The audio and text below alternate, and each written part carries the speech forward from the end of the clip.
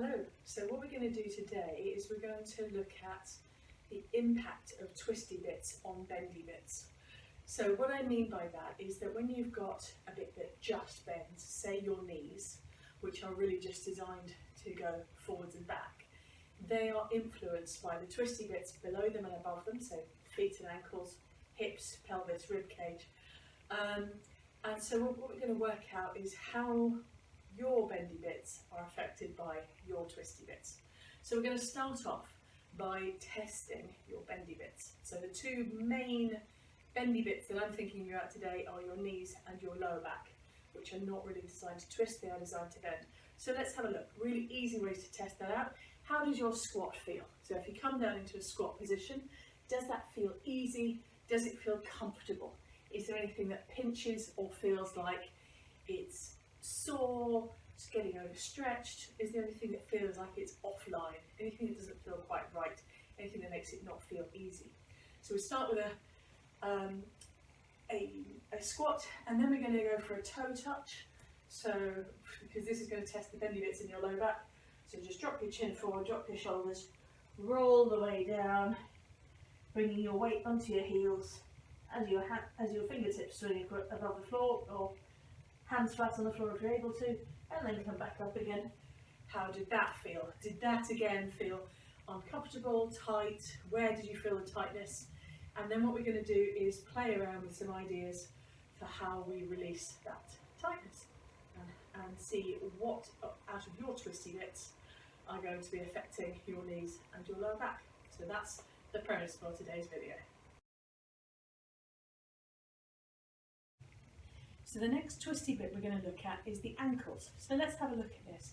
I want you to try some ankle circles and see whether you feel, if you look at your feet, are they even? Are you getting the same amount of movement in all parts of the circle?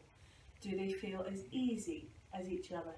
Do they feel as comfortable? Have they got the same amount of range? If they do, great. If they don't, let's have a look at how we stretch them. So first things first, we're going to stretch out the front of the ankle joint capsule. And a nice way to do that is to come onto hands and knees and then sit back on your ankles. Bring your knees apart, because that allows you to push back a little bit more easily. And then we can just circle over the ankles. So I'm going to come with my back to you a little bit more. I come to there, and then circle over the ankles. I can feel where the tight parts are in the ankle joint capsule. So I've got a tight part just there. So I'm just going to hang around there and see if I can breathe into that and get that to open up. Okay, so that's the front of the ankle joint capsule. We've then got to think about the back of the capsule. It doesn't matter which way you bring your hand around, but this way is easier for me. So I'm just going to come as far forward as I can, and I'm just going to massage down the back of the Achilles tendon. So when I say the back of the Achilles tendon, I mean the front of the Achilles tendon, so closest to the ankle, because that's where I'm going to get any joy from working through the back of the ankle joint capsule. And just see if I can get a little bit deeper into that stretch so that my knee goes further and further over my toe as I massage into the back of the capsule there. And then I'm going to retest. Let's see how we've done. Ankle circles. And yeah, that right one, having just released off the back of the capsule, to me that feels a little bit looser and a little bit freer. So there we go. That's how we open up the ankle joint to get more twist through the ankle twisty bit.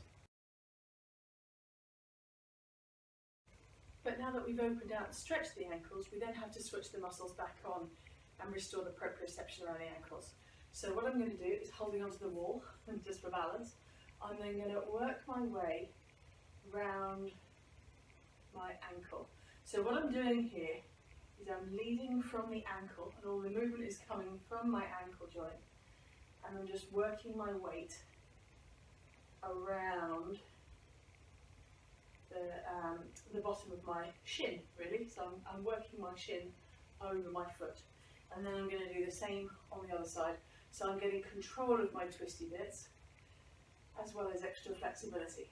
So this is my twisty ankle, working over my twisty ankle, and then I'm going to see what effect that has on my bendy bits. So let's see what we've got.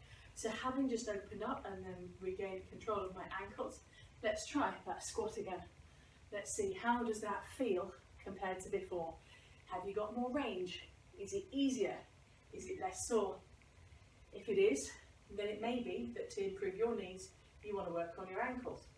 Let's try the toe touch. So again, dropping the head, drop the shoulders, work your way down the body, fingertips to the floor. Is that an improvement on what you were before? Does it feel lighter? Does it feel easier? If it does, you may consider that working on your ankles will improve your back. Come back up again, and so that is how we test the effectiveness of opening up the ankles on knees and back.